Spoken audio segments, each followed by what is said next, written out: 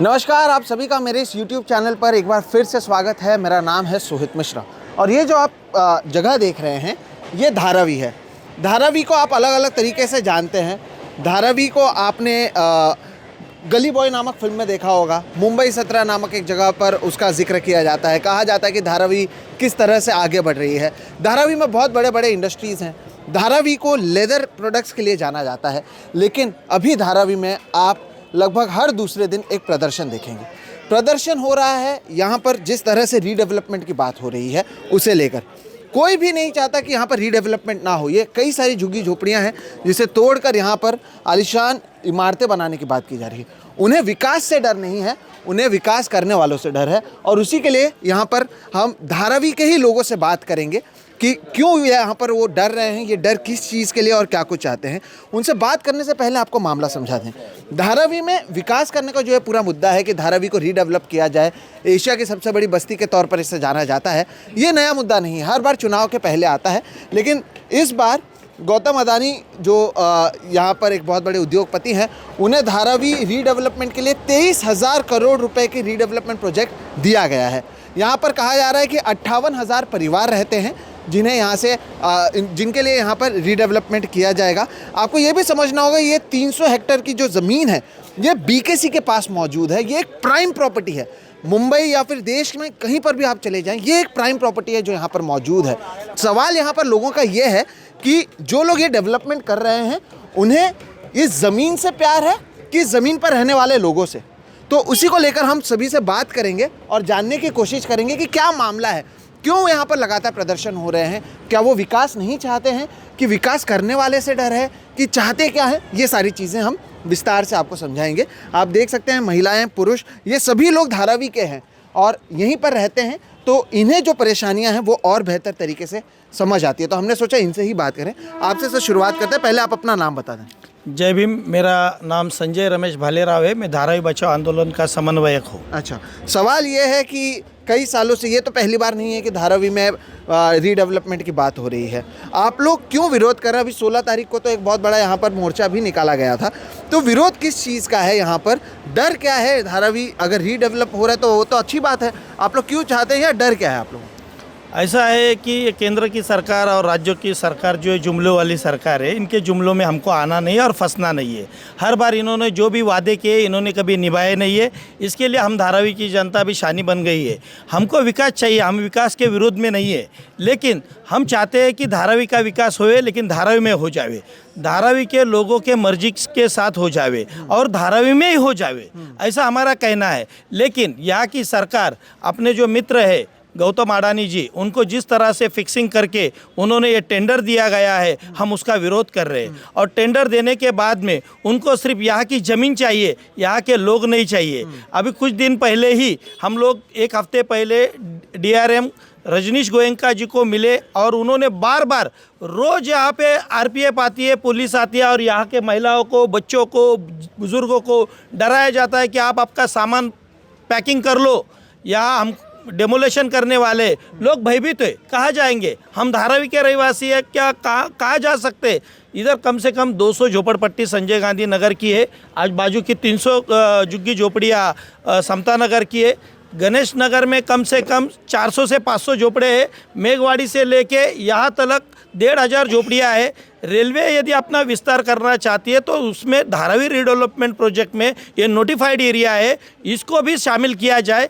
यदि आपको अर्जेंसी है तो यहाँ पे इनका पहला पुनर्वसन किया जाए। यहाँ पुनर्वसन की बात कोई नहीं करता है, सिर्फ प्रस्तापित करने की बात करता है, बम्बई से बाहर फेंकने की बात कर रहा है। तो आपको डर ये है कि एक बार यहाँ पर टूटना शुरू होगा तो लोग कहाँ रहेंगे, उसके बारे में अभी तक कोई क्लैरिटी नहीं है।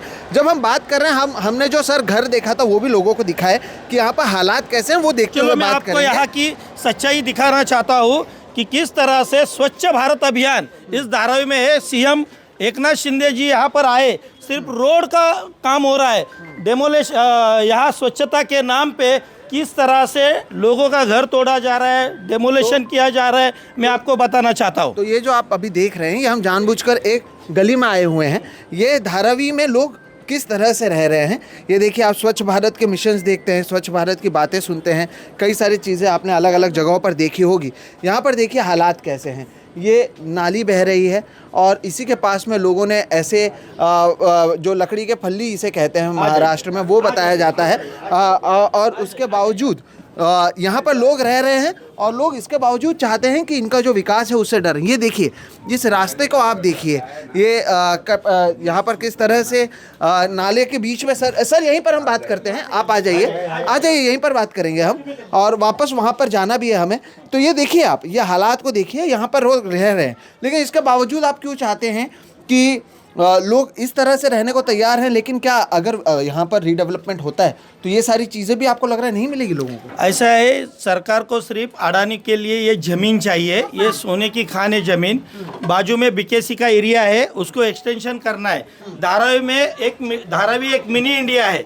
यहाँ पे सभी जाति धर्म के लोग, सभी भाषा के लोग, सभी प्रांत के लोग, सभी प्रदेश के लोग यहाँ पर रहते हैं।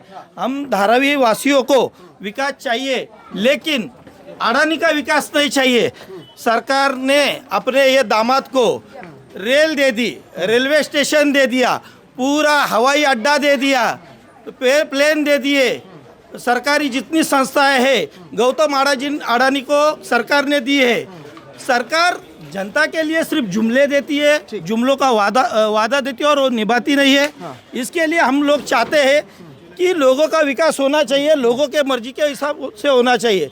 जब तक इन झुग्गी झोपड़ी वालों को अपना खुद का मकान मिलता नहीं है, तब तक ये घर खाली करेंगे नहीं। पुलिस यदि अपना बल का प्रयोग करती है तो हम रास्ते पे उतरेंगे। कॉन्स्टिट्यूशन ने हमको राइट दिया है कि यदि हमारा घर बचाने के लिए जो पर्याय रहेगा हम वो करेंगे। अभी इन लोगों को 2 दिन पहले एक कांस्टेबल आया और उनको धमकाया कि आपका घर को खाली करना चाहिए।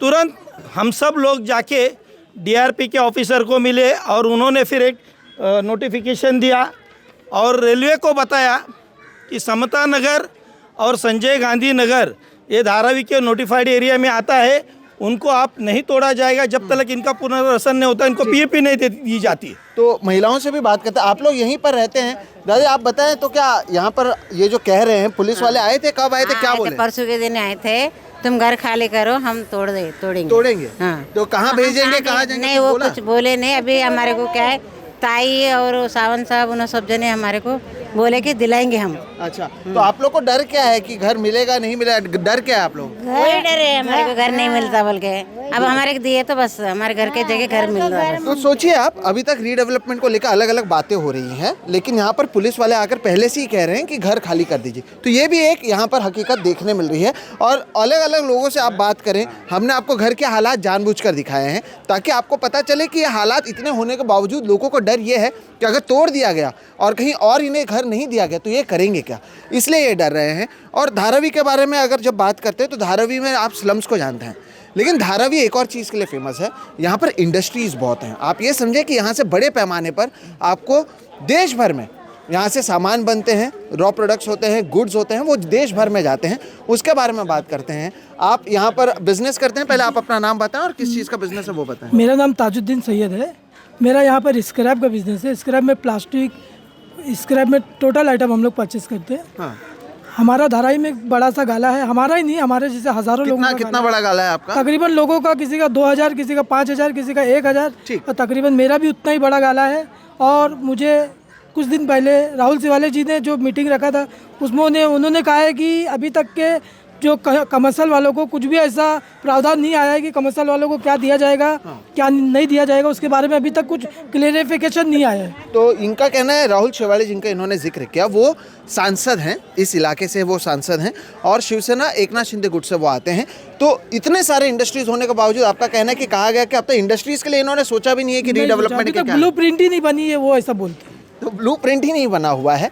तो ये हालातों को दोस्तों आपको समझना होगा, ये लोगों के डर को आपको समझना होगा। ये लोग आज से यहाँ पर नहीं रह रहे हैं, केवल चुनावों के समय या फिल्मों में आपको जो धारावी दिखाया जाता है, लोगों को परेशानियाँ भी उतनी हैं, उसके बारे में कौन बात करेगा। अगर इनके घरों को यहाँ से हटाया जाएगा, इतने लोग केवल एक बार बुलाने पर आ जाते हैं, तो इनकी परेशानियों को आप समझिए। कभी भी अगर पुलिस वाले आते हैं, चीज़ें होती हैं, तो सर और क्या क्या इधर आप लोगों की मांग क्या क्या है? आप लोग प्रदर्शन भी कर रहे हैं, किस चीज़ को लेकर डर लोगों के बीच में आप लोग देखें? और आपका नाम भी? मेरा नाम सैयद मुनव्वर अली है। मैं MIM का डिस्ट्रिक्ट प्रेसिडेंट हूँ। हमारा ऐसा मानना है कि जिस तरीके से हिंदुस्तान को लूटने के लिए ईस्ट इंडिया कंपनी आई थी, उसी तरीके से अडानी धारावी को लूटने के लिए आया है। क्योंकि उनका कोई ब्लूप्रिंट नज़र नहीं आ रहा है, लोगों से वो संवाद नहीं कर रहे हैं, वो सिर्फ पुलिस का इस्तेमाल कर रहे हैं, पॉलिटिशियंस का इस्तेमाल कर रहे हैं, लोगों को जो है डराने का काम कर रहे हैं। अगर आप देखेंगे तो हमारे यहाँ पर 90% आपको कमर्शियल गाले मिलेंगे। नीचे रेसिडेंट है, ऊपर लोग कारखाने हैं, काम कर रहे हैं, छोटे छोटे उद्योग हैं, हर घर में कहीं ना कहीं कुछ ना कुछ काम होता है। हमारी जो फिक्र है वो हमारे कारोबार को लेकर भी है। रेसिडेंट तो है ही है हमारा, उससे ज़्यादा हम लोगों को फिक्र है कि हमारा कमर्शियल जोन का क्या होगा, कहाँ हम लोग को भेजा जाएगा, क्या है कुछ। क्योंकि लोगों को कभी कभी, जैसे अभी आप एक भाई ने बताया कि खासदार साहब खुद कह रहे हैं कि यहाँ पर जो है अभी तक ब्लूप्रिंट रेडी नहीं है। तो अगर एक जिम्मेदार व्यक्ति, खासदार जब बोल रहा है कि कमर्शियल वालों का कोई ब्लूप्रिंट रेडी नहीं है और रेसिडेंट वालों को कहाँ पर कैसा दिया जाएगा, पहले जो था 5 सेक्टर था, तो 5 सेक्टर में था अपना धारावी, तो उसके बारे में भी कुछ नहीं बता रहे हैं। क्या कर रहे हैं ये कुछ क्लियर नहीं बता रहे, सिर्फ बल का उपयोग कर रहे हैं। तो कहने ऐसा का है कि मतलब हमारी ये ये कि कि कोई क्लैरिटी नहीं, क्लैरिफिकेशन तो कुछ है ही नहीं है जी। सिर्फ डराया जा रहा है। हमको ऐसा लगता है, आपको मैंने क्या बोला आसान शब्दों में, जिस तरीके से ईस्ट इंडिया कंपनी लूटने आई थी धारावी को, अडानी उसी तरीके से लूटने आया। सिर्फ वो पैसा बनाएगा और धारावी को ऐसे ही छोड़ के जाएगा। हम चाहते हैं कि राज्य सरकार का, केंद्र सरकार का पैसा वेस्ट ना हो, क्योंकि अडानी यहाँ कुछ करने वाला नहीं है। सिर्फ बल का उपयोग करेगा, गवर्नमेंट का पैसा लेगा, TDR लेगा, कहीं कुछ भी करेगा, और यहाँ कुछ धारावी में करने वाला नहीं है। तो आपको वो डर है कि भरोसा नहीं है कि ये डेवलपमेंट होगा भी नहीं कि तोड़ने के बाद। आप जब लोगों से बात करते हैं, आप अपना भी नाम बताएं, और लोगों में क्या क्या डर है अलग अलग तरीके से जब आप लोग बात करते हैं। 58,000 परिवार हैं, और जैसे कि कहा गया हर कोई काम भी करता है तो रोज़गार भी है, उनका घर भी चलता है। तो इतना बड़ा अगर प्रोजेक्ट दिया जा रहा है तो लोगों से बात जब आप कर रहे हैं, लोगों का डर क्या है? देखिए, मेरा नाम जाहिद अली शेख है। मैं भीम आर्मी का दक्षिण मध्य मुंबई का जिला अध्यक्ष हूँ और धारावी अंग एकता कमेटी का मैं अध्यक्ष भी हूँ। उसके नाते मुझे यहाँ पे फ़ोन आया, मुझे लोगों ने यहाँ पे संजय गांधी नगर के लोगों ने मुझे बुलाया यहाँ पे, और मैं इतना ही सरकार को कहना चाहता हूँ, महाराष्ट्र सरकार को कहना चाहता हूँ और अडानी को कहना चाहता हूँ, ये धारावी है और ये धारावी मुंबई 4017 है। यहाँ पे तुम्हारी दादागिरी, गुंडागर्दी ये सब चलने वाली नहीं है।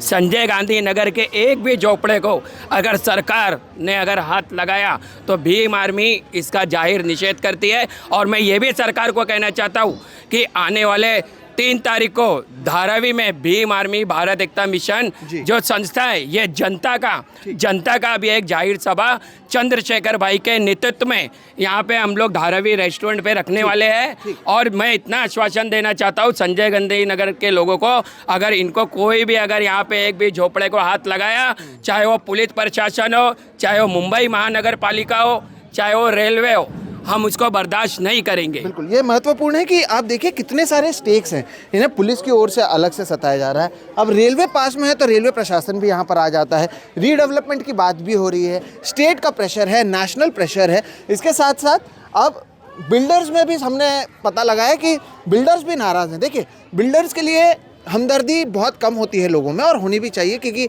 हमने देखा है कि हालात अलग अलग जगहों पर लोगों के लिए कैसे हैं। लेकिन इसके बावजूद एक बड़े बिल्डर आने के बाद बाकी बिल्डर्स को भी किस तरह से सताया जा रहा है। एक TDR का पूरा मामला है सर, साफ शब्दों में अगर आप समझाएं TDR क्या है, उसका क्या पूरा मामला है, और बिल्डर्स क्यों नाराज़ हैं क्योंकि अदानी की ओर से उन्हें TDR खरीदना है, ये पूरे मामले के बारे में समझाएं।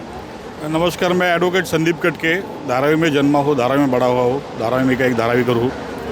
देखिए, धारावी की अगर आप डेमोग्राफी देखोगे तो धारावी की जनसंख्या जो है वो लगभग अभी 10 लाख के करीब पहुंच गई है, 1 मिलियन पॉपुलेशन है। धारावी की अगर पॉपुलेशन डेंसिटी देखोगे तो 10 बाय 10 के खोली में मतलब 100 स्क्वायर फीट में 6 लोग रहते हैं। धारावी की अगर शौचालय की संख्या गिनोगे तो 300 लोगों के पीछे एक सिंगल शौचालय है।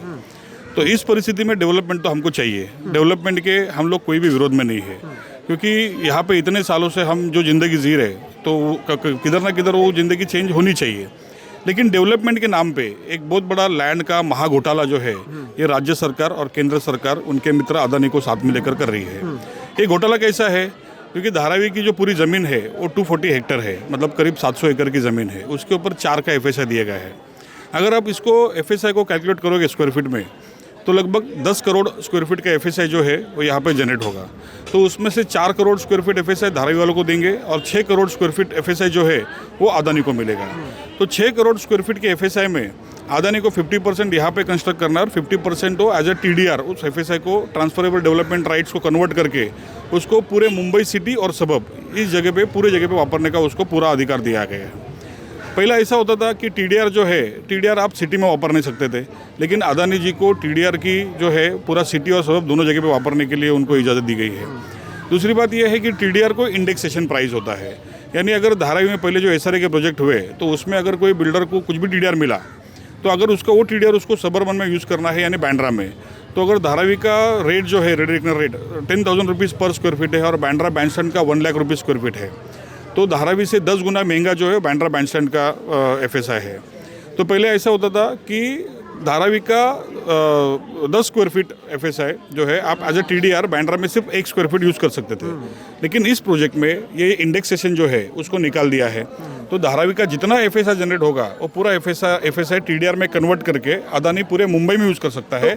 और हाँ, मैं इनको साफ और सरल शब्दों में पहले समझा देता हूँ, फिर हम आगे बात। मसलन के तौर पर ये जो आप यहाँ पर जगह देख रहे हैं, एक लिमिट से ज़्यादा आप यहाँ पर बड़ी इमारतें इसलिए भी नहीं बना सकते हैं क्योंकि ये एविएशन और फनल जोन जिसे कहा जाता है, यहाँ से क्योंकि फ्लाइट जाते हैं। तो तब क्या होता है कि बिल्डर को वो उसका TDR मिलता है, उसका FSI मिलता है जो आप दूसरी जगह पर इस्तेमाल कर सकते हैं। अब अगर सोचिए मैं एक बिल्डर हूँ, मुझे अगर कोलाबा में भी कुछ बिल्डिंग बनाना है तो मुझे TDR किससे खरीदना होगा? अदानी से 40%। तो ये आप खेल समझिए कि पहला जो 40% आपको TDR चाहिए वो आपको कंपल्सरीली अदानी से खरीदना होगा और उसकी रेट कौन तय करेंगे? अदानी तय करेंगे। तो ये आप खेल समझिए। मैं जानबूझकर ये बार बार इनसे पूछ रहा हूँ कि मेरा अदानी से कोई लेना देना नहीं है। मैं एक बिल्डर हूँ, मुझे कोलाबा में एक बिल्डिंग बनाना है, मुझे मुलुंड में एक बिल्डिंग बनाना है, मुझे बांद्रा में एक बिल्डिंग बनाना है, लेकिन बिल्डिंग के लिए जो पहला 40% TDR है वो हमें किससे खरीदना है सर? अदानी से खरीदना पड़ेगा कंपलसरी। तो ये पूरा मामला है और इसका नोटिफिकेशन जो है वो 7 नवंबर को गवर्नमेंट ने निकाला, क्योंकि इसमें इंडेक्सेशन भी हटा दिया और अदानी से TDR खरीदना ये सब मुंबई के सभी बिल्डरों को जो है कंपलसरी किया। इसकी वजह से मुंबई की रियल एस्टेट प्राइस जो है वो अभी बढ़ने वाली है। मुंबई का जो मध्यम वर्गीय जो लोग हैं मिडिल क्लास के, वो पहले ही मुंबई में रियल एस्टेट प्राइस से परेशान है, लेकिन इस प्रोजेक्ट के बाद में मतलब आज अगर आप मुंबई की पूरे कंस्ट्रक्शन की अगर बात करोगे तो पूरे मुंबई में 3 करोड़ 20 लाख स्क्वायर फीट का कंस्ट्रक्शन चालू है एट प्रेजेंट, और धारावी से 6 करोड़ का FSI जनरेट होने वाला सिर्फ अदानी के लिए, यानी डबल ऑफ द मुंबई। तो धारावी के नाम पर पूरी मुंबई जो है वो अदानी के पास जाने वाली है और धारावी प्रोजेक्ट के बाद में अदानी भारत का नंबर 1 डेवलपर बनेगा। तो ये अदानी को अमीर बनाने के लिए धारावी डेवलपमेंट का प्लान स्टेट गवर्नमेंट ने और सेंट्रल गवर्नमेंट ने डिज़ाइन किया है। लेकिन अगर इसमें एक मैं सवाल पूछूं कि अगर डेवलपमेंट हो रहा है अदानी का नाम पर, तो आपको अदानी से क्या दिक्कतें हैं कि कोई तो डेवलप करने आ रहा है? ये भी तो सवाल पूछा जाता है। देखिए यहाँ पे तो फ्लैट FSI दिया है, उसको हमारी कोई दिक्कत नहीं है। आपको TDR बेचना है, क्या करने का है, भ्रष्टाचार करने का है, स्कैम करने का है, जो करने है करो। धारावी वालों को लेकिन धारावी वालों का क्या? तो धारावी में जो पात्रता निश्चित की गई है वो 1 जनवरी 2000 की पात्रता है, मतलब आपका जो झोपड़ा है वो 1 जनवरी 2000 के पहले का चाहिए, और पूरे मुंबई में SRA के लिए पात्रता है 1 जनवरी 2011 की। तो अगर आप धारावी को स्पेशल प्रोजेक्ट के नाम पे मान्यता देके अदानी को इतनी सुविधा देते हो तो धारावी में पात्रता का निकष आपको बदली करना चाहिए। तो धारावी बचाओ आंदोलन के माध्यम से हम लोग ने जो डिमांड रखी है, हमने ये रखी है कि भाई धारावी में पुनर्सर्वे किया जाए। पुनर्सर्वे में जो अभी के मौजूदा स्ट्रक्चर है उसका आप सर्वे कराओ, उसको आप जियोमेट्रिक कराओ, जैसा आपको सर्वे कराना है कराओ, और जो स्ट्रक्चर अभी यहाँ पे मौजूद है वो स्ट्रक्चर की जो अब लास्ट सर्वे की डेट जो होगी वो डेट को आप कट ऑफ डेट बोल के मान्यता देके धारावी के सभी लोगों को धारावी के अंदर ही शिफ्टिंग दो। इसमें इन्होंने क्या खेल खेला है कि 2000 के बाद में जो झोपड़े हैं 2011 के पहले, तो वो अगर अपात्र होते हैं तो उनको रेंटल स्कीम में धारावी के 10 किलोमीटर के रेडियस में देंगे। अब ये 10 किलोमीटर रेडियस में अगर आप टेंडर डॉक्यूमेंट पढ़ोगे या GR पढ़ोगे तो उसमें ऐसा है कि जो वडाला सॉल्ट पैन का जो एरिया है वो अदानी को ये लोग देने वाले हैं। यानी एयरपोर्ट से लेके एयरपोर्ट की ज़मीन अदानी की है, उसके बाद में BKC आया, BKC अंबानी की है, उसके बाद धारावी से लेके वडाला सॉल्ट पैन, उसके बाद में जो अभी MTHL बन रहा है, यानी आधी मुंबई, आधी पूरी मुंबई MTHL JNPT तक जो सॉल्ट पैन का एरिया है वो भी अदानी को जाएगा। तो ये स्कीम आप धारावी के लोगों को डेवलप करने के लिए कर रहे हो या अपने मित्र अदानी को डेवलप करने के लिए? ये एक अहम सवाल है। और सर इसमें मैं आपसे ये भी पूछना चाहूँगा, जो सर्वे का बात किया, आप मुझे कह रहे थे कि सर्वे तो अदानी की ओर से भी हो रहे हैं, कितने बजे होते हैं और क्या होते हैं? ऐसा है कि यहाँ पहले सर्वे हुआ था मशाल का 2007 में, और उसमें 58 मशाल क्या है? मशाल एक संस्था थी, उन्होंने यहाँ पे जब ये प्रोजेक्ट 2004 में शुरू हुआ था तो यहाँ पात्रता निश्चित करनी बहुत ज़रूरी थी। तो पात्रता निश्चित करने के लिए एक संस्था अपॉइंटमेंट हो गई थी मशाल, तो मशाल ने यहाँ सर्वे किया था, उसमें से सिर्फ सर्वे हुआ 58,000 लोगों का, उसमें पात्र अपात्र कुछ निश्चित हुए नहीं। 58,000 में से कम 20,000 लोग, 20 या 25,000 लोग अपात्र होंगे। इसका कारण ये है कि रेलवे के बाजू की जो झुग्गी झोपड़ियाँ है, इसके बाजू में जो हाई टेंशन वायर के नीचे जो झोपड़पट्टी है, कम से कम 35 से 40 हज़ार झोपड़ी है। वहाँ पे वन विभाग में राजीव गांधी नगर की जो झोपड़ियाँ है, वहाँ पे कम से कम 10-15 हज़ार की झोपड़ियाँ है। वहाँ आप यहाँ पर आएंगे आज़ाद नगर, डी वार्ड, ए वार्ड, सी वार्ड, उसके बाद में आगे मिलिंद नगर, सिद्धार्थ नगर, अम्बेडकर नगर, ये सारी जो झोपड़ियाँ है रेलवे के बाजू में झुग्गी झोपड़ियाँ है, ये सारे लोग जिस तरह से जीआर कहता है वो सब अपात्र होंगे और 2011 का क्राइटेरिया में लागू हो जाएगा। यदि 2011 का क्राइटेरिया यहाँ पर लागू होएगा तो इन लोगों को जीआर के हिसाब से बम्बई के 10 किलोमीटर के बाहर फेंका जाएगा। हम तो चाहते हैं सबसे पहला कि धारावी में रीसर्वे हो जाए और सरकार करे, अडानी ना करे। वो कर रहे हैं लेकिन नहीं, और रात के टाइम में आके जेमिका इंडिया प्राइवेट लिमिटेड नाम की एक कंपनी है, रात को 3-3:30 बजे आके ज़मीन का सर्वे हो रहा है, या रात को 3 बजे चोरी चुपके सर्वे हो रहा है। यदि कोई आड़काठी लाएगा तो जो कौन है उस वार्ड का नगर सेवक, उस वार्ड के नगर सेवक को खरीदने का काम चल रहा है। सभी जो लोक प्रतिनिधि, अब नगर सेवक कोई रहा नहीं है, लेकिन उनको करोड़ों के खोखे दिए गए हैं। सरकार की तरफ से उनको बहुत बड़ा आमिष दिया है कि आज 2 साल से सरकार कारपोरेशन का इलेक्शन नहीं लड़ा रही है, लेकिन जो नगर सेवक है उनको सरकार स्पेशली पैकेज देके उनके वार्ड में काम करने के लिए दिया गया है। हमने यही मांग रखी है कि हमारा जो सर्वे है वो प्रॉपर तरीके से सरकार करे, और सरकार में जो हमारी मांगे, जो यहाँ झोपड़पट्टी है उनको कम से कम टीडीआर इतना ज़्यादा अडानी को दिया जा रहा है तो 500 स्क्वायर फुट का एक झोपड़पट्टी धारक को मकान मिलना चाहिए। 750 स्क्वायर फुट का मकान चाल में रहने वाले लोगों को मिलना चाहिए, और जो चटाई क्षेत्र के हिसाब से जो जिनके गाले हैं, कमर्शियल गाले, उनको वो मिलना चाहिए।